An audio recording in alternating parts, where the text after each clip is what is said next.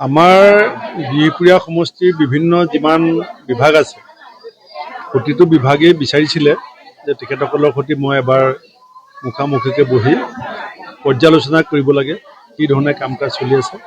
আজি আমাৰ নাৰায়ণপুৰ উন্নয়ন খণ্ড তাৰ সকলো জিলা পৰিষদ সদস্য, পঞ্চায়ত সভাপতি, কাউন্সিলাৰ, আমাৰ জিলা পৰিষদৰ CEO, BDO আমি সকলোৱে বহি পেলাই আলোচনা কৰোঁ। যথেষ্ট খুঁটি-নাতি আছে, যথেষ্ট কিছু প্ৰতিনিধিসকলে অসুবিধা পাই আছিলে, সেইবিলাক আজি এই বিষয়াসকলৰ উপস্থিতিত আমি যিমান পাৰোঁ মীমাংসা কৰিবলৈ চেষ্টা কৰিছোঁ, যাতে আমাৰ সমষ্টিৰ পঞ্চায়তী ৰাজৰ যিটো উন্নয়নৰ ব্যৱস্থা সেইটো যাতে অধিক ৰূপত আমি ত্বৰান্বিত কৰিব পাৰোঁ, কামবিলাক যাতে খৰতকীয়া কৰিব পাৰোঁ।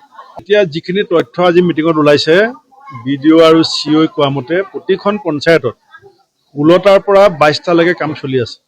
কিন্তু এই যিটো প্ৰচিডিউৰটোৰ ক্ষেত্ৰত আমাৰ প্ৰতিনিধিসকল আৰু বিষয়াসকলৰ মাজত কিছু কমিউনিকেশ্যন গেপ আছে, যিটো কাৰণে ফাণ্ড ৰিলিজ কৰা প্ৰক্ৰিয়াটো লেহেমীয়া হৈছে।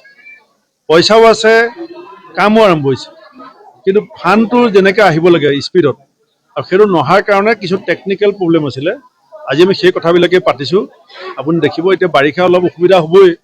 বাৰিষা পাৰ হোৱাৰ লগে লগে এতিয়া যিটো নতুন বিত্তীয় বৰ্ষত আমাৰ সমষ্টিত পঞ্চায়তৰ যিবিলাক প্ৰস্তাৱ, সেই প্ৰস্তাৱবিলাকৰ মতে কামবিলাক হ'ব।